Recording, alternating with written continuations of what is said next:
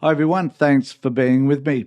I've got a clip here from my favourite Sky News commentator opinion piece. In fact, that's Andrew Bolt talking about what is important to the Liberal National Party, which is climate change. In fact, nuclear. Now, Andrew Bolt, to his credit, if you call it that, has just travelled to Europe. And as a result of this trip to Europe, he's come upon a few interesting discoveries. And one of those discoveries is that apparently in Europe, particularly France, I guess, they have, what do they have? Oh, they have nuclear power. And because they have nuclear power, then that becomes something that we should be considering here in Australia simply because someone else has it. Now, there's lots of holes in that argument.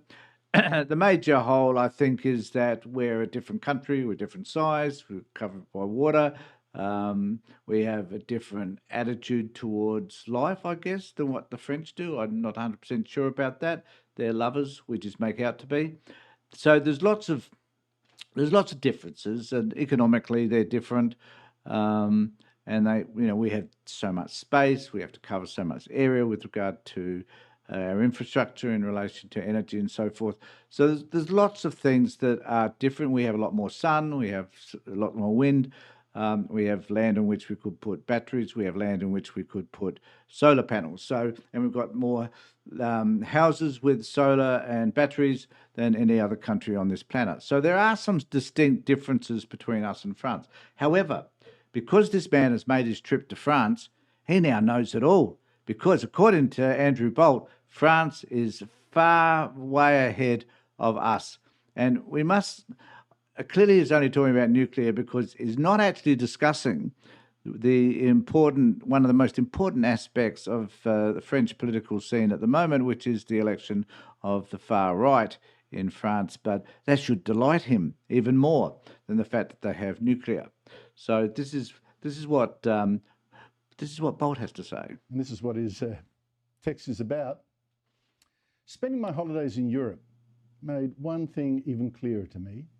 Now, I already knew this was a fantastic country. You know it too. It's the space, the freedom, the lifestyle.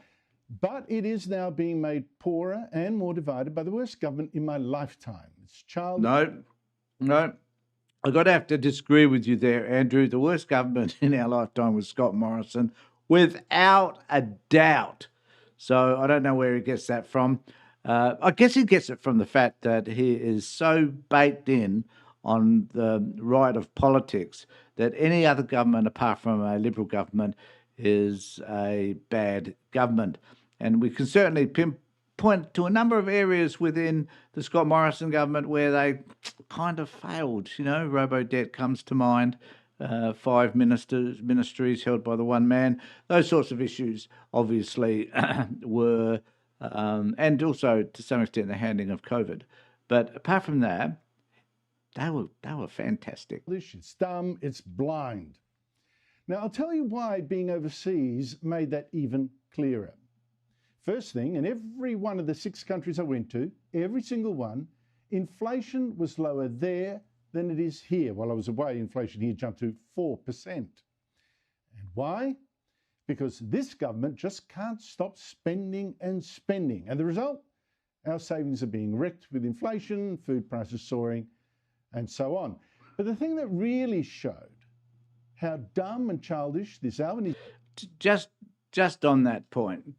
So, he jumps into this dumb and childish because if you have a different view from any of these right-wingers, you're dumb and stupid. Whereas, I think I have in the past used the same language to describe people like Andrew Bolt. So I don't apologise for that. It's just the way that it is. But in my view, the attitude that he takes towards anything that Labor may do that is positive is an effort to denigrate them in whichever way he can. And he's pretty damn successful at it, I hasten to add. But the reality is that the situation in France and European countries is far different. We do need to remember that the European economic market and their system is such that all these countries distribute freely, some, well, not free, but they distribute amongst themselves all of their resources, including power. We don't do that. We can't do that because we're an island, for those people that weren't aware of this fact. And also, we have a bit of we're kind of a bit different. Not only, Bolt did mention that we've got a lot of space, we've also got as a result, a lot of land, and as a result of that, a lot of places to put wind farms and solar farms. So there's a lot going for us, but Bolt doesn't seem to understand the differences that sit between Australia and a place like a country in Europe. And also, the European population is far more extensive than the Australian population. Now, that runs against us because we actually need to be able to put out our infrastructure around this massive country of ours, which is about the same size as most of Europe. And we have a smaller population to service, and a smaller population, obviously, to pay for that infrastructure. So these are issues that are our issues, which can't be changed, incidentally, particularly given the attitude towards migration. So we can't have more people coming to this country, heaven forbid, according to the right. So these are issues which are just ours. They're separate from those of France. We are different in so many ways. To draw that comparison between France and us is unrealistic and, in my view, just plain stupid. Easy government is this. 4 of those 6 countries I went to have nuclear power. France, Spain, Belgium, Holland. I think it does worth mentioning they've had nuclear power for some 50 years now, and that some of those power stations have closed down, and some of them have blown out in terms of how much they cost. And in France, in particular, they turned off one of the nuclear power stations recently because they had enough renewables. But we would not dare mention that. In France, 60% of the electricity is from nuclear, and it wants to build up to 14 more nuclear power. Now, I'm not going to fact check him on any of that because that'd be a waste of time. But maybe they are. Who knows? They have access to different sort of resources than what we do, and they have a different mindset around nuclear than what we do. But the bottom line is that we are different, and as a result of our differences, we need to work differently. And also, they say, AEMO says anyway, that with nuclear, which is more expensive, we would be likely to generate on nuclear just over 3% of our energy requirements. So again, different to they've relied on nuclear for years and years and years. Now, that doesn't mean that it's right for us just because somebody else has relied on it and depended upon it for such a long period of time. Stations. So really, I was having their lunches in nuclear-powered restaurants. Oh, that's just freaking stupid, man. So I was visiting nuclear-powered museums.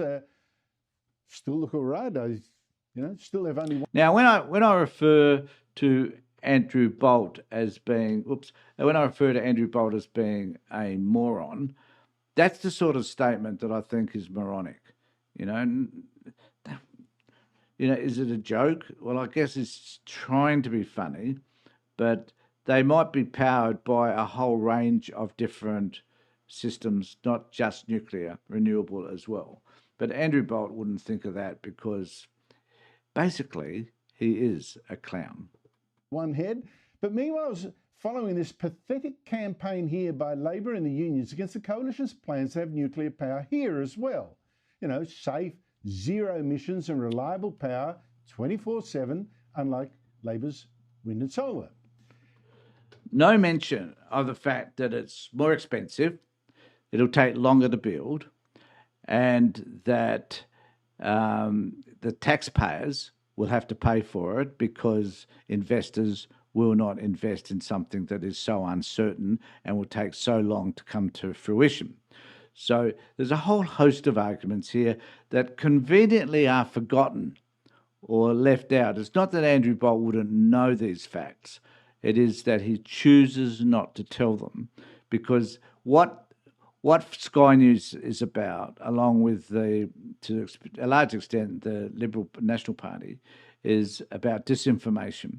So it issues as much disinformation as we can. Now, the other interesting fact that I think is worth mentioning is that the debate and the discussion around nuclear over the last couple of weeks while they've been in Parliament has kind of died away. I mean, the Liberal Party in question time tend to ask them a lot of questions.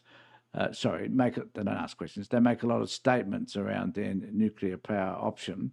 And the primary one is that it's not really a policy, it's just a brainwave. It's just a moment in time where they've decided that this is something they want to go with without any information or details whatsoever. So I'll be interested to know what you think about any of these ideas and whether Andrew Bolt really was endeavouring. I haven't played all of it because I don't want to bore you, but whether there's any substance in anything that Bolt has said to this date. And you can watch the video.